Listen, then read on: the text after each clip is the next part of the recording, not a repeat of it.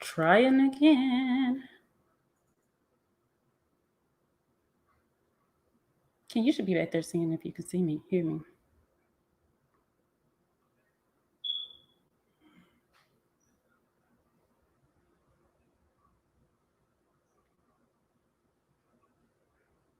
Did y'all abandon me? Oh, here was somebody.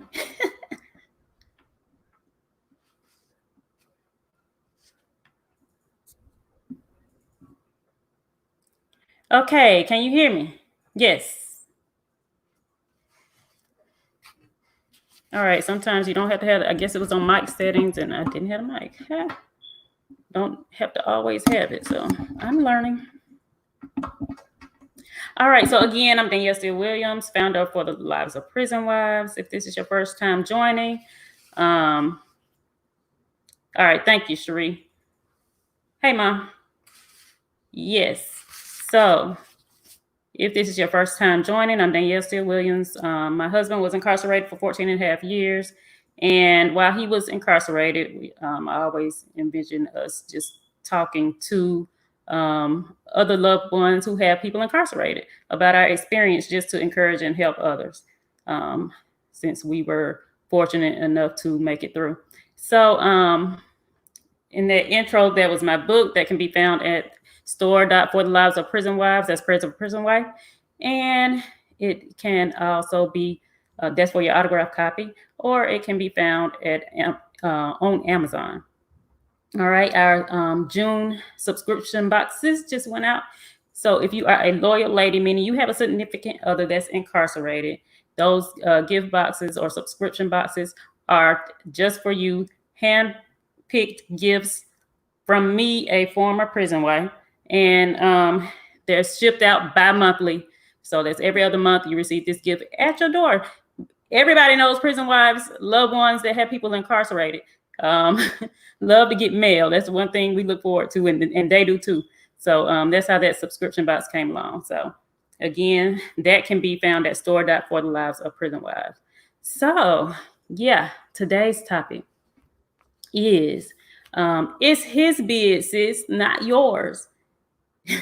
And how did I come up with that? Well, I'm trying to get into some of the things the difficulties that we faced in our relationship during this 14 and a half year span of him being in prison.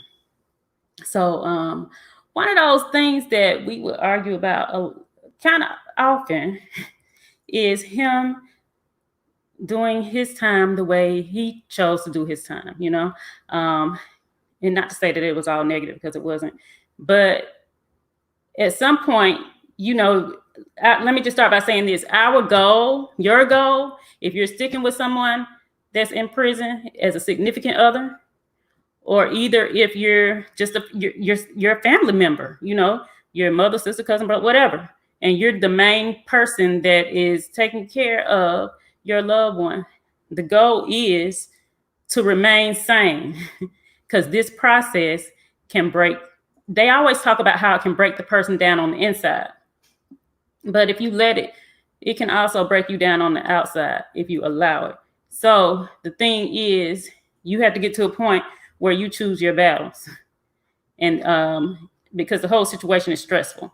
So remember, again, the goal is to stay sane and maintain. Stay sane. Don't lose your mind trying to take care of them, because if you get too overwhelmed, you're not good to anybody. You're not good to yourself. You're not good to your family. You're not good to your incarcerated loved one.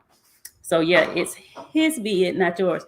So if things, I don't want to just mention things, but let's just say they have to survive in there. So, your loved one might tell you he's doing something that you just you don't agree with, and then you have to think about the fact that it's prison. So some of the things, the normal things out here that go on that we can indulge in, they can't indulge in there because they're in prison. So yeah, that's understandable. So when they are in prison and they do indulge in it, and we find out, or maybe they tell us, I don't know, it's frustrating for us out here, and it becomes stressful because we're worried, like, we don't want you in trouble. That's the whole thing. We have enough on us, so we don't need you possibly getting into a situation where, you end up doing even more time behind something that we think is insignificant. So what I've learned along the way is, okay, yeah, it may be insignificant to us out here, but it's not insignificant to them in there, because it's all about survival. And, that's just a conversation that we've had, but I didn't understand it in the beginning. So it's like some of those arguments could have been avoided, but it's a learning process. And that's why I'm just sharing with you. So sometimes, even like if you get the phone call, and a lot of times you don't get the phone call when they go to the special housing unit for something they did or whatever. When you get that phone call, or you do not get that phone call, shall I say, because sometimes they just go and you don't know. And somebody else might call and inform you, but you don't know why they're there.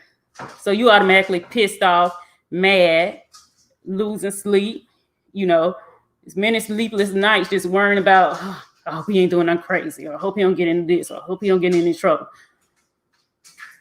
At some point, it's not even worth driving yourself crazy, because at the end of the day, it's their decision to make. At the end of the day, they know what they have to do to survive.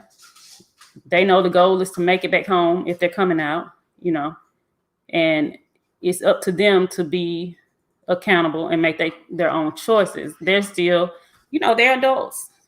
So let them be adults. And that's what I had to get to. I had to seriously, I've had some nights where I just had to just stop myself from thinking, and just like go to bed, go to sleep, let go, let God, let him handle it, because it ain't nothing we can do. They're going to do what they want to do anyway. So you got to protect yourself, protect your mind. And I'm thankful because, yeah, I made it out. I made it, and I'm sane. And I got, he's saying we're making it. It's almost, I think he said today, 16 months. So, yeah, protect yourself, protect your mind. And, I've said before in other videos, I've talked about, excuse me, sir. I've talked about, see, this is what I'm talking about when I talked about PW brain, prison wife brain. That right there distracted me, and I don't even remember what I'm about to say. Sometimes I'm like, I wish they would have researched my mind before all this started, just to see how much it really impacted me. Because let me tell y'all a quick little story. Yesterday, Father's Day, I went to the store and, to get his Father's Day gift, me, my daughter, and we're walking through the store. We had already picked out what we wanted to get. We get to the front, and my daughter's like, "Oh, Mom, I want you to meet a friend of mine's boyfriend." So it was her friend's boyfriend who was checking us out. And she's like, "Oh, this is my mom." And she said, "Well, no, I'm the mom." Now, this is my daughter who's just graduating from high school, and she calls herself my mom. Okay. So she said, "No, I'm the mom." And so I'm like, "Ken, really? No, you're not the mom. I'm the mom." So the guy's just laughing. And so he checks us out. When he checked us out, Kennedy was like, "Mom, we had a red shirt for Daddy. Are we not going to get that for him?"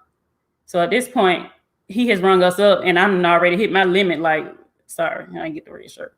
But I already hit the limit, because I'm like, I'm not trying to spend over this today. So this is what we're going with. And she said, "Well, I wonder what happened to the red shirt. I don't have it. Do you?" "No, I don't have it either." She said, "We must have dropped it." I said, "Well, maybe we did, So he rung us up, checked us out. And I kid y'all not, I got to the door, and I was about to step out the door, and I just looked down, and where was the red shirt? I had paid for everything. I got the bag. I'm walking, and the red shirt is in my hand. So that's when I have moments like that all the time. And I swear, I say it's prison wife brain, because he don't believe how stressful. Yeah, they have their stressful moments in there, but we are out here stressing too. And I really think you did that because I was stressing. That's why I'm like I am. I almost ran the sink water over. Didn't I do that today? Yeah. Yeah, I was cooking and I had my little stuff in the sink defrosting. I'm over there at the stove doing whatever I was doing, and he's like, D, and like he called it just in time. The water was about to overflow onto the floor.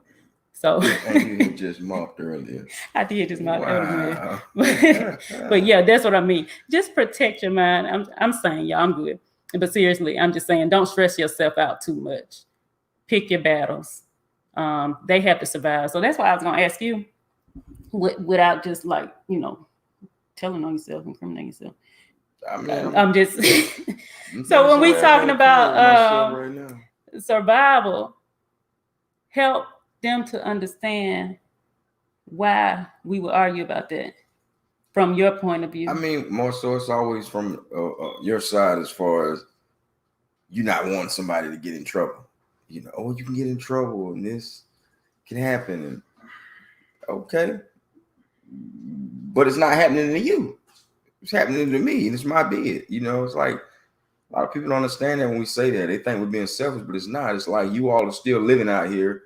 You all are still able to enjoy and regular everyday life while we're not. But it's things that we can actually do in there that makes us feel regular.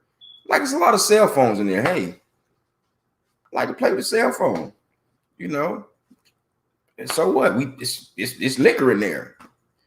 Hey, I want to drink me a little liquor every once in a while. I am a grown man, but because I'm in prison, we're not supposed to be doing that. But I want to do it. And it's a lot of guys in my shoes that want to do those types of things as well. So sometimes we might partake in some of these actual things that transpire within the walls. Mm-hmm. And there's nothing wrong with it in our eyes. If we get caught and get in trouble, we just get in trouble. We have rights that are taken away from us that shouldn't be taken away from us because we're incarcerated and we're grown men and we're able to make rational decisions. And we have a problem with that because why can't I use a phone if you can use a phone, regardless if I'm in prison? You know what I'm saying? The number one fact we know is because they want to monitor everything we do in there. That's the main thing. And they want us to use the wall phone so they can charge us money, and we have a problem with that. Yeah. So my question to you, basically what you're saying, is basically that's your way of surviving.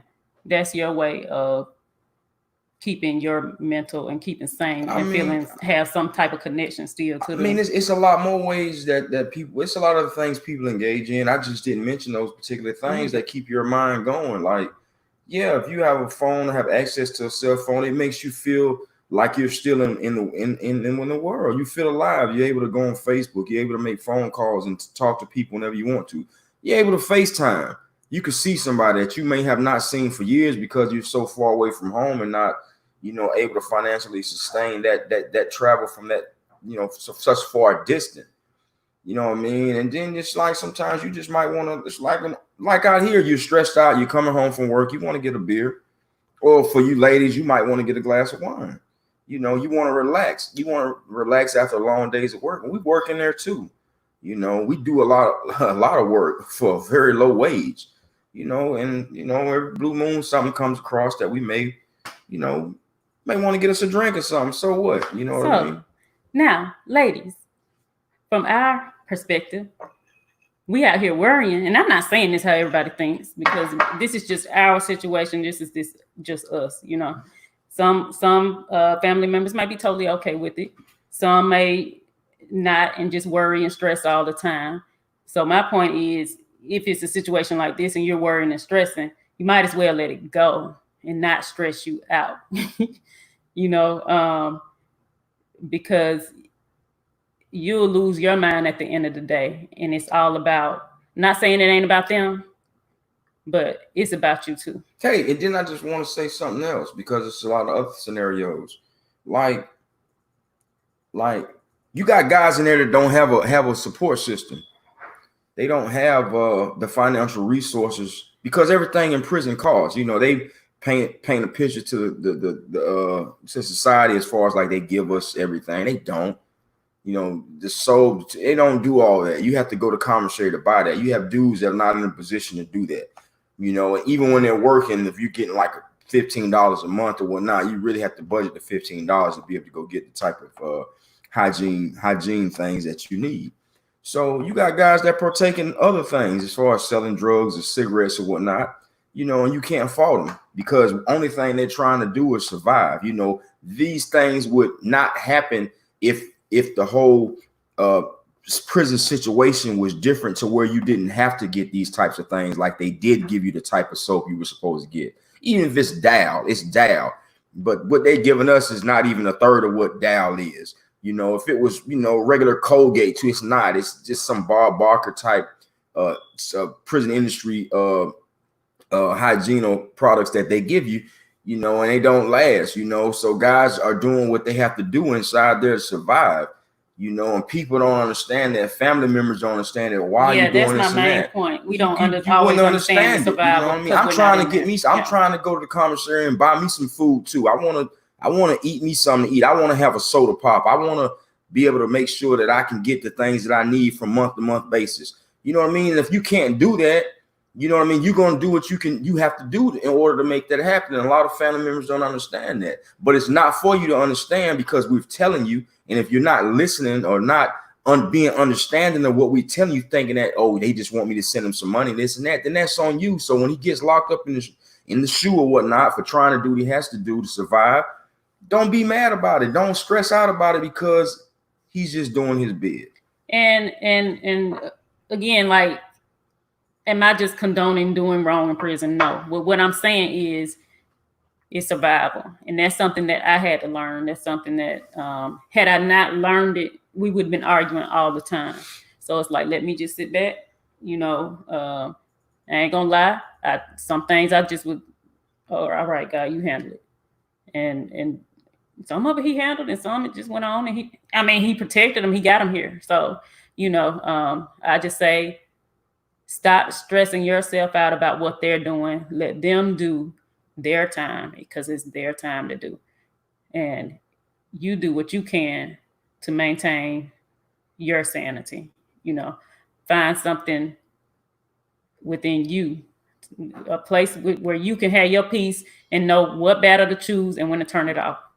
Because, if this is what they have to do to survive, you're going to be out here stressing, and it's going to be great conflict all the time. But if, like how you saying, a lot of it can stress, you're stressing in the wrong way. Stressed in trying to get some of these laws and things changed because the system's not set up for us to succeed and come home. They put so many different obstacles in there that cause us to have to do these things for just minor things. Things that they could just resolve by doing what's right. It's just the normal order of everyday life that people out here do. You take a shower, you go and get your colognes, your perfumes. It's certain things you do that we're not able to just do unless we can go buy it ourselves because they're not going to provide those types of things. And that's just the fundamentals of it. I'm saying hygiene. I'm not talking about like, commissary, which is hygiene's own commissary, but I mean commissary items like all the different foods and whatnot. And of course you want that type of things, but you understand that you can rationally get things like that outside of getting the commissary if you know somebody in the kitchen. But like I said, that's us doing our bid. But we find ways, but they don't set it up for prison to be easy for us. They set it up for us for it to be hard for us to subject ourselves into getting in trouble. Right. Now, tell them about that situation you were telling me about, how they have the TV room set up, how they have the microwave set up. But you got so many people, so they already know this, and they know the conflict is coming. Yeah, it's always so some conflict. Things are like unavoidable. Yeah, it's always conflict. I mean, you have a TV, you have TV rooms. On USPs, you have a whole TV area. You're gonna have your white boy TV, your Mexicans TVs. You're gonna have some black TVs, sport TVs, news TVs. But when you start dropping custody, you get in TV rooms. It may be 2 or 3 TV rooms in there. So now it's survival of the fittest. You know what I mean? Some folks not watching TV, period. It is what it is. You know what I mean? There's certain shows that are going to come on at certain times. If you want to stay out of harm's way, you're just going to follow and get in order. Microwaves the same way. That's a big thing because some guys like to cook meals for a bunch of different people and hog the microwaves, and it starts a problem. You might just need 2 minutes. This person been up here 30 minutes doing the same thing. You just needed 2 minutes. Conflict. These people know that. They put it right in front of us, but you have to think. You have to be one of those thinkers, but you got a lot of guys in there that's not thinkers. You know, they don't have enough common sense to just be able to have a conversation with somebody, be like, hey, bro, hey, when you come out, like they might be cooking 30 minutes. Hey, bro, when you come out of the microwave, hey, let me slide in there for 2 minutes real quick. I'll be right out your way. You know, the average guy gonna be like, hey man, go ahead, because he know he's holding up the microwave, but then you're gonna get an asshole every blue moon. Nah, I've been here first. And then that's when the problem starts. These people know that. Then the stuff that you always hear, you know, stuff happening between inmates and police or whatnot, it's because the police keep fucking with them, period. They ain't just jumping out there beating them, stabbing on the police and any of that. No, the police keep messing with them. It's a routine cycle every day. And they get fed up with it sooner or later. All right. So yeah, so that's my point, y'all. That's it. If you're hearing from somebody that's been in there, they know what they have to do to survive. We don't know what they have to do to survive. So let him do his bid. Let him do his bid, or let her do her bid.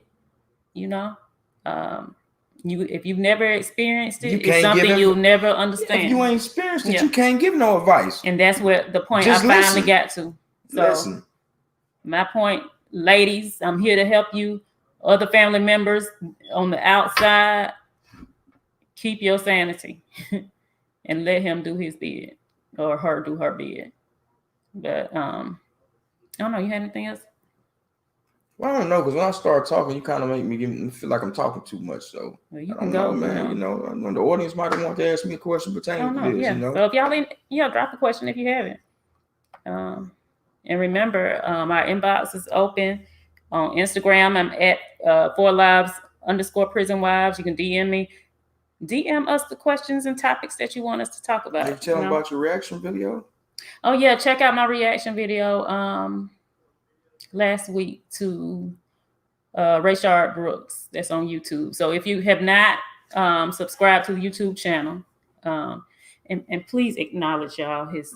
Thank you, Cherie. She said she loves the shirt. Dope Black Dad. Dope Black Dad. Dope Black Dad. All right. So yeah, if you have any questions, topics, concerns, or whatever, shoot us an inbox, DM, drop your questions in the comments, so we'll know what to talk about in the future. All right. Any questions? Oh, somebody who said.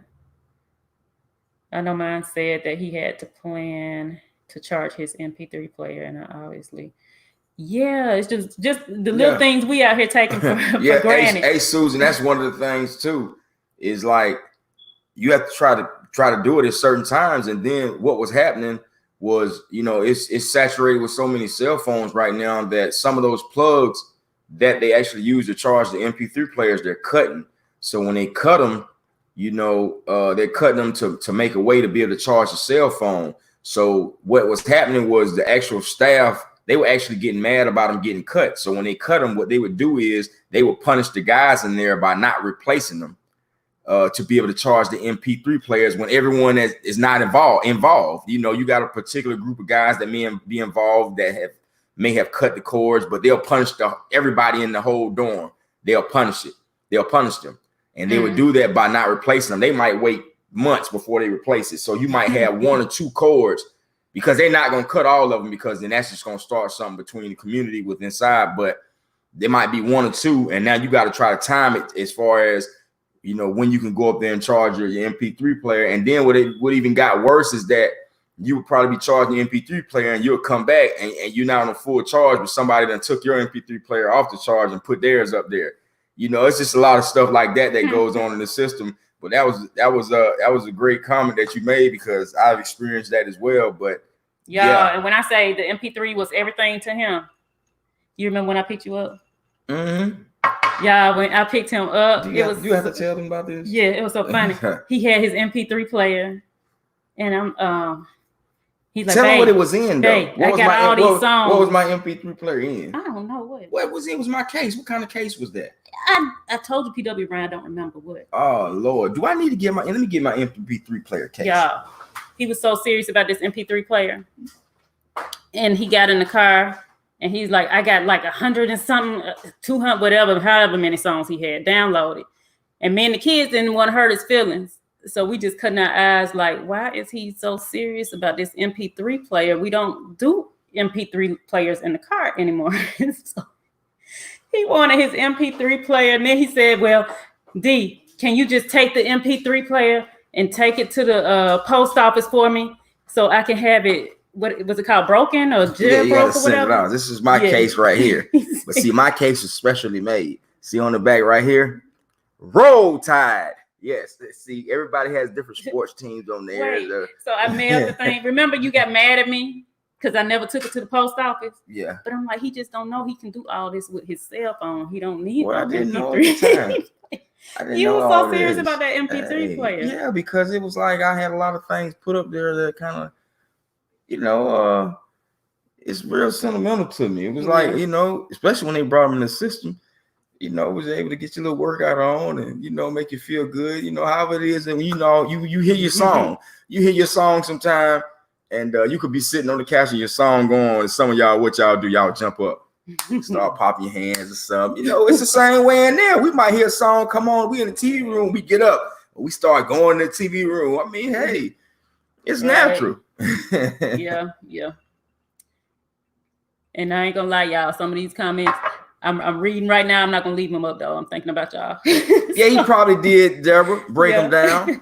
You know what I mean? I mean, that I'll was make sure I take the comment down when I say put the video on YouTube because you never know who's watching. Deborah, you probably did. Which is nothing's wrong with it, Deborah. I mean, we just trying to just survive. Sometimes just those little things help us keep some stress off you all. You know what I mean?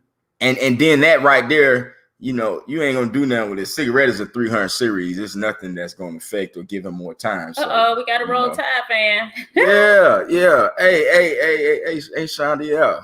Miss Wiggins. Yeah. And I had a partner named Smurf that was a big Kansas City fan, Chief. And Smurf, if you're looking at this, you owe me a bet too when the Houston Texans play Kansas City. Just make it light. All right. So we're going to end it on that note. Remember, if you want to share your story, if you have a blog post or anything you want to share, FortLiversOfPrisonWives.com, because this is not just about our story. It's about all of us. So visit the website. There's a place for you to submit your story so that can be shared. All right. Are we having guests next week? I don't know yet. I haven't confirmed it yet. Okay. All right. So again, y'all check the and get those topics in for us, please. And we will talk to y'all next Sunday. Dope Black Dad. All right. See y'all. Put that up. Really? All right. Bye.